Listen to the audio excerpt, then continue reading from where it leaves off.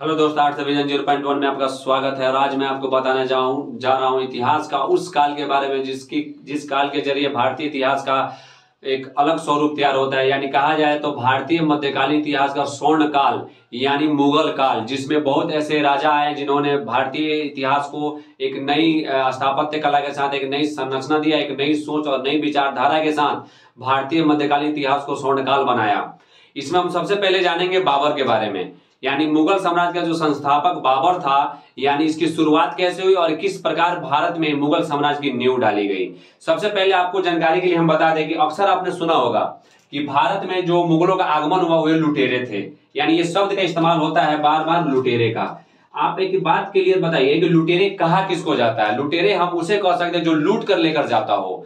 अब मान लीजिए हम तो बाबर को लुटेरे इसलिए नहीं कह सकते, इसका मैं प्रमाण दूंगा, लेकिन बाकी अगर जो शासक आएंगे जो यहाँ पे युद्ध करके लूट के चले, जैसे मैं मोहम्मद गजनवी को कह सकता हूँ। मोहम्मद गजनवी को मैं इसलिए कहूंगा कि वो आया, लड़ाई किया, लूटा और फिर अपने गजनी प्रदेश चला गया। मोहम्मद गोरी को भी बोल सकता हूं, लेकिन हम बाबर को नहीं बोल सकते हैं। क्यों नहीं बोल सकते हैं? क्योंकि वह भारत में आके स्थापित हो गया, यानी भारत में अपना क्या किया, साम्राज्य का विस्तार किया और यहाँ पे अपना एक आशियाना बनाया।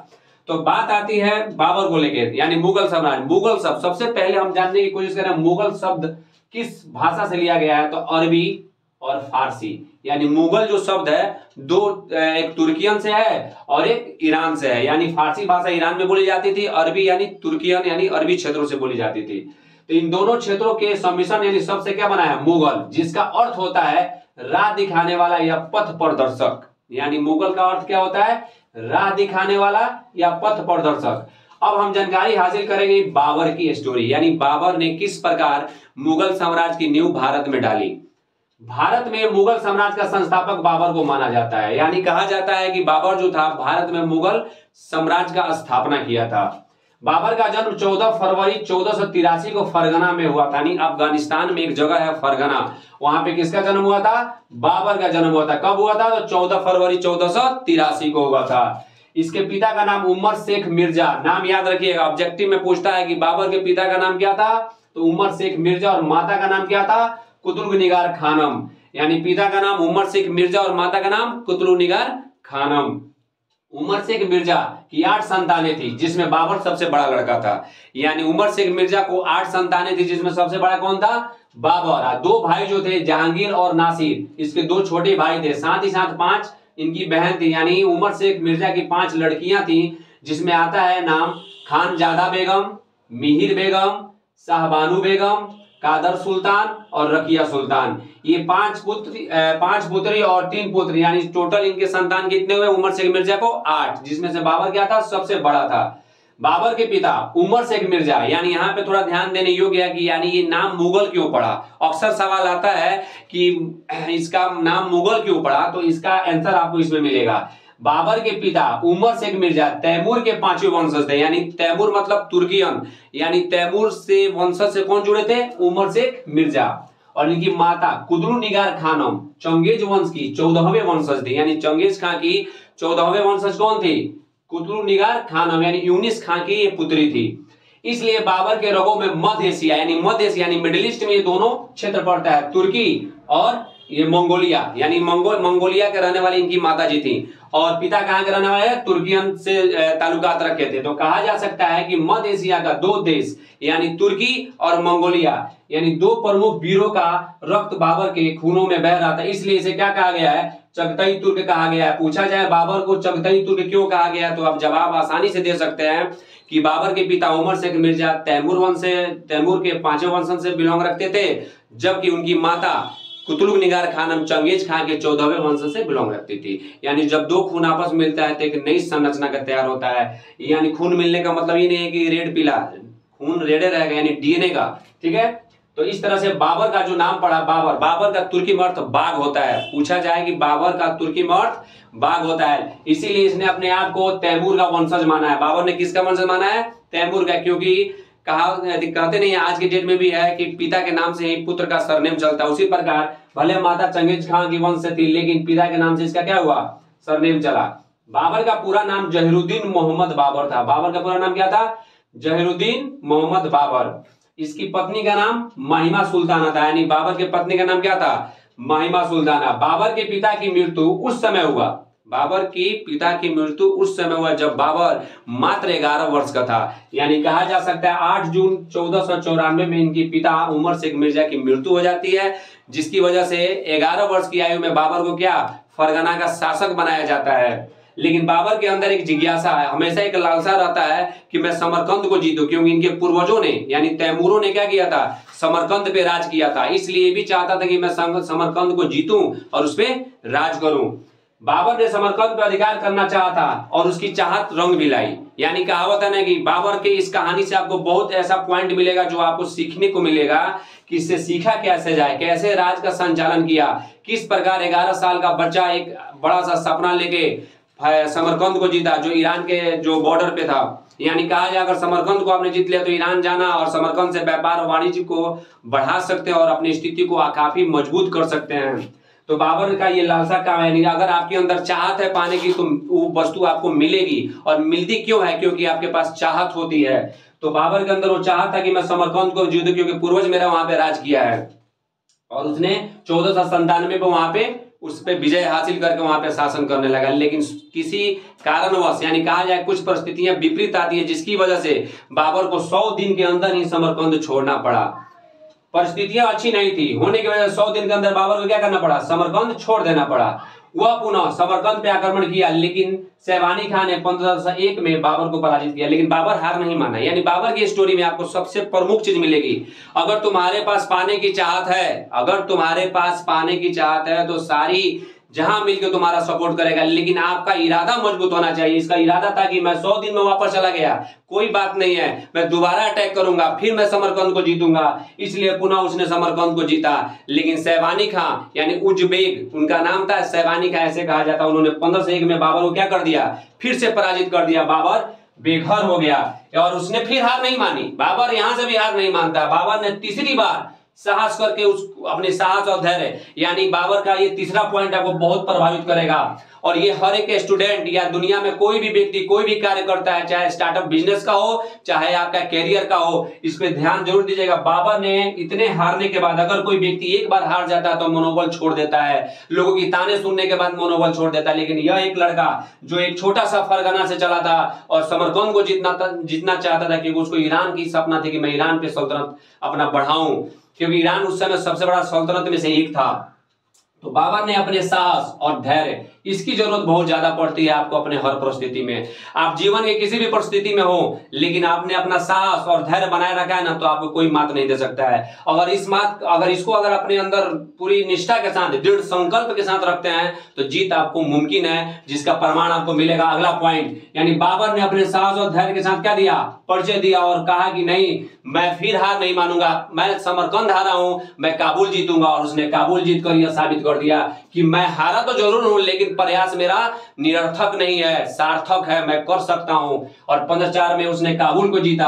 और 1510 ईस्वी में तीसरी बार, देखिए हम लोग एक बार में सब कुछ छोड़ देते हैं, 2 बार में छोड़ देते हैं, इसने तीसरी बार समरकंद पे हमला किया और उसे भी जीत लिया। जीतने के बाद कुछ दिन शासन किया, लेकिन अब्दुल्ला खान ने उससे समरकंद छीन लिया और वह पूर्ण रूप से बेघर हो गया और उसके पास कहीं का ठिकाना नहीं रहा। काबुल भी हाथ से चला गया, फरगना भी हाथ से चला गया, समरकंद भी गया। यानी कहा जाए तो बाबर के पास सिर्फ कुछ नहीं बचा, 0 बचा।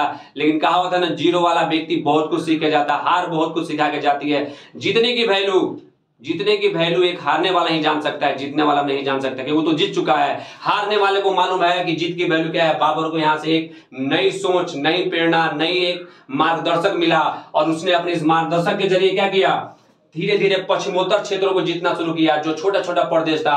और जीतते जीतते तभी भारत से पंजाब के सूबेदार दौलत खान लोधी, जो इब्राहिम लोधी का क्या था, भतीजा था, और आलम खान लोधी, इन दोनों ने इब्राहिम लोधी को हराने के लिए क्या किया, बाबर को निमंत्रण दिया कि तुम भारत पे आक्रमण करो और इब्राहिम लोधी को मात दो और हम तुम्हें कुछ इसके एवज में बहुत सारी चीजें देंगे। तो बाबर का तो सब कुछ लूट चुका था, बाबर के पास तो कुछ था नहीं। तो बाबर को लगा चलो एक मौका मिलता है। और बचपन से सुना था अपने पूर्वजों की कहानी, एक बूढ़ी औरत के मुंह से, जो कुछ दिनों के लिए किसी के घर जाकर वो अपना समय व्यतीत किया, तो वहां पे एक कहानी सुनता था कि तैमूर भारत गए थे और भारत जाकर उन्होंने मतलब अपना वर्चस्व स्थापित किया था, लूटपाट किया था, यानी जो भी चीजें उसने सुना उसके अंदर एक साहस है कि मैं भी भारत जाऊं, लेकिन तभी उसको ये निमंत्रण मिला और उसके अंदर एक लालसा पैदा हुआ और लालसा इस तरह से प्रबल हुआ कि वो अपनी छोटी सी सेना की टुकड़ी लेकर 21 अप्रैल, ये कहानी भारतीय इतिहास के सबसे अलग कहानियों में से एक है, यानी 21 अप्रैल 1526 को एक नई इतिहास भारत में लिखी जाने वाली थी। इसकी कल्पना ना बाबर ने किया था, न ही भारत के लोगों ने किया था। यानी कहा जा सकता है कि 21 अप्रैल 1526 को पानीपत, जो हरियाणा में पड़ता है, इस मैदान में बाबर और दिल्ली के सुल्तान इब्राहिम लोदी के बीच एक घमासान युद्ध हुआ। इब्राहिम लोदी की सेना बहुत बड़ी सेना थी और बाबर के पास एक छोटा सा सेना था। वो कहावत है ना कि सेना छोटा हो, यानी एक लाइन है कि अगर आपका नेतृत्व कर्ता मजबूत है ना तो पूरे प्रभाव डाल सकता है सेना पर, और ये बाबर के अंदर था। बाबर के पास कुछ नहीं था, अपने सेना पे एक संदेश दिया कि देखो तुम तो सब कुछ खो चुके हो, तुम्हारे पास कुछ नहीं है, ना घर है, ना बसेरा है, ना खाने का ठिकाना है। अगर ये युद्ध जीतते हैं तो कहीं ना कहीं हमें ठिकाना भी मिल जाएगा और बसेरा भी मिल जाएगा। अब जिंदगी तुम्हारे हाथ में, क्योंकि तुम्हारी भी फैमिली तुम्हारे साथ चल रही है, तो उनके लिए रोटी, कपड़ा और मकान, ये तीनों चीज चाहिए। तो तुम्हें युद्ध जान लगा कर लड़ना पड़ेगा और तुम जीत गए, फतेह हासिल कर लिए, तो ये जगह तुम्हारा होगा। और यही संदेश से इसकी सेना लड़ी और पहली बार भारत में तोप लाने का श्रेय किसको जाता है? बाबर को। बाबर ने पहली बार तोप का प्रयोग किया था पानीपत के मैदान में और इब्राहिम लोदी को पराजित कर भारत में मुगल साम्राज्य की नींव डाली थी। जब उसने मुगल साम्राज्य की नींव डाल दी तो दौलत खान लोदी और आलम खान लोदी को यह मालूम था कि लुटेरे के वंशज से आता है, लूट के चला जाएगा। लेकिन बाबर ने जब भारत आया तो भारत को देखकर उसके मन में ये लगा कि अगर मैं लूटूंगा तो थोड़ा बहुत लूटूंगा, अगर मैं यहाँ आशियाना बना लिया तो ये साम्राज्य हमारा होगा, ये दिल्ली हमारी होगी और दिल्ली में हम अपना साम्राज्य स्थापित कर देंगे। दूसरी कंडीशन ये था कि उसके जितने भी सैनिक थे या वो थे, सब के सब बेघर थे, उनका एक ठिकाना मिल जाएगा। इसलिए उसने यहाँ पे मुगल साम्राज्य की नींव डाली और अपने साम्राज्य का विस्तार करने की कोशिश किया। लेकिन इसका सबसे बड़ा प्रतिद्वंदी खानवा के युद्ध में उसके साथ कौन थे? राणा संगा। यानी वो जानता था कि अगर भारत में अपना वर्चस्व स्थापित करना, उत्तर भारत में साम्राज्य बैठाना है तो सबसे पहले अपने प्रतिद्वंदियों को हटाना पड़ेगा। इसलिए खानवा का युद्ध 16 मार्च 1527 को राणा संगा और बाबर के बीच हुआ, जिसमें बाबर की जीत हुई। लेकिन इस जीत की कहानी में बहुत दिलचस्पी है।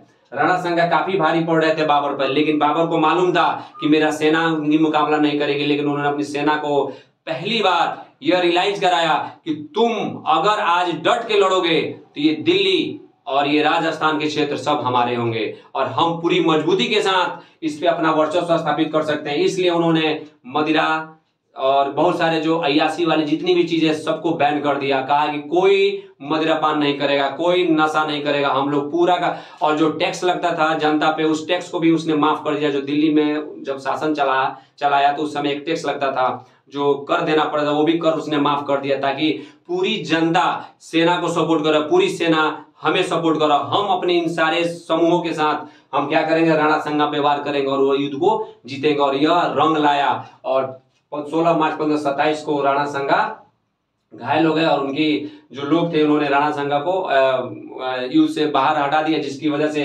बाबर की जीत हो गई। बाबर के पास अगला चुनौती, यानी देखा जाए तो बाबर ने इस चुनौती को जब डील कर लिया, हल कर लिया, यानी अजमेर तक उसका क्षेत्र बढ़ गया। अब सवाल आता है कि अगला चुनौती कौन था? अगला चुनौती महमूद खान लोदी और नुसरत शाह जो बंगाल के जो शासक थे मिलकर बाबर को भारत से भगाना चाहते। ये लोग नहीं चाहते थे कि बाबर यहाँ पे शासन करे, इसलिए इन्होंने षड्यंत्र किया। सारे लोग ने मिलकर बाबर को यहाँ से हटाने के लिए, क्योंकि वो लोग इब्राहिम लोदी को इसलिए हटाना चाहते थे कि वो लोग उनसे जलते थे। अब उनको बाबर को ये लगा था कि बाबर आएगा, यहाँ से युद्ध करेगा, जीतेगा, लूटपाट करके चला जाएगा। लेकिन बाबर ने ऐसा नहीं किया। यह बात इन लोगों को काफी चुभ गई, जिसकी वजह से इन लोगों ने क्या किया कि इनके विरुद्ध षड्यंत्र किया। लेकिन बाबर ने कहा कि हम अपनी इस चुनौती का भी सामना करेंगे और सामना करते हुए 1529 में बाबर ने गंगा नदी पार घाघरा नदी के किनारे, बिहार क्षेत्र में पड़ता है, घाघरा नदी के किनारे इन सभी शासक यानी महमूद खान लोदी और नुसरत शाह को क्या किया? परास्त किया और अपने सारे प्रतिद्वंदियों को वहां से खत्म कर दिया। यानी देखा जाए तो राणा संगा जैसे शक्तिशाली शासक को हराया और इन जो प्रतिद्वंदी थे इनको हराया। इनसे यह देखा कि मेरा साम्राज्य क्या हो गया? उत्तर भारत में धीरे धीरे मजबूत हो गया। बाबर ने सबसे पहले क्या किया कि इन सबको हराकर अपने साम्राज्य को सुदृढ़ करके एक नई प्रशासनिक व्यवस्था को स्थापित किया। वह प्राकृतिक से काफी जुड़ा हुआ था। बाबर की एक दिलचस्प कहानी यह भी है कि उसी समय दक्षिण भारत में कृष्णदेव राय का शासनकाल था। उसने अपने बाबरनामा में लिखा है कि एक दक्षिण भारत में एक ऐसा शासक था जो उत्तर भारत की तरह अपने शासन प्रणाली को चरमोत्कर्ष पे ले गया था। यानी हम कह सकते हैं बाबर ने भारत में एक नई प्रेरणा, नई स्रोत के साथ आगे बढ़ाया। और इस काल में सबसे इंपॉर्टेंट चीज ये मिला हमको देखने के लिए कि यह प्राकृतिक से जुड़ा था, इसलिए बहुत सारे बगीचा लगाए। यानी राजा अगर प्राकृतिक से जुड़ा है तो पर्यावरण को संतुलित रख सकता है। इसीलिए किसी भी व्यक्ति को कुछ भी कहने से पहले आप ये सोचिए कि आपको जानकारी क्या है। बाबर को लेके, मुगल को लेके अक्सर हमारे दिमाग में एक टिप्पणी होता है कि ये लोग लुटेरे थे। देखा जाए तो अंग्रेज इससे बड़े लुटेरे थे, क्योंकि अंग्रेज तो हमें लूट के चले गए, लेकिन आपने उसको लुटेरा नहीं बोला। अगर कहा जाए कि ये बाहर से आके इंडिया में बस गए हैं, चलिए इस बात को भी मैं मानता हूं, तो यहाँ पे आर्य जो आए वो भी मध्य एशिया से आए थे और ये भी मध्य एशिया से आया था। यानी दोनों तो मध्य एशिया से आया था। हम भी तो यहाँ भारत के मूल निवासी आर्य नहीं हुए, यहाँ का मूल निवासी ना मुगल काल के लोग हुए ना आने वाले लोग हुए।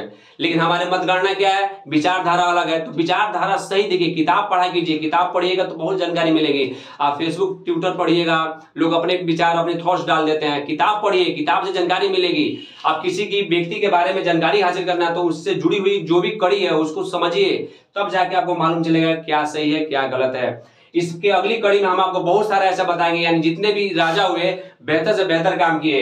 यानी एक और चीज है कि बाबर की मृत्यु, बाबर तो साम्राज्य बना लिया लेकिन बाबर ने साम्राज्य को संगठित नहीं कर पाया, क्योंकि वह थोड़ा सा धूम्रपान करता था, मदिरा पान करता, जिससे उसका स्वास्थ्य दिन प्रतिदिन बिगड़ती गई और बाबर की मृत्यु 25 दिसंबर 1530 को हो गया।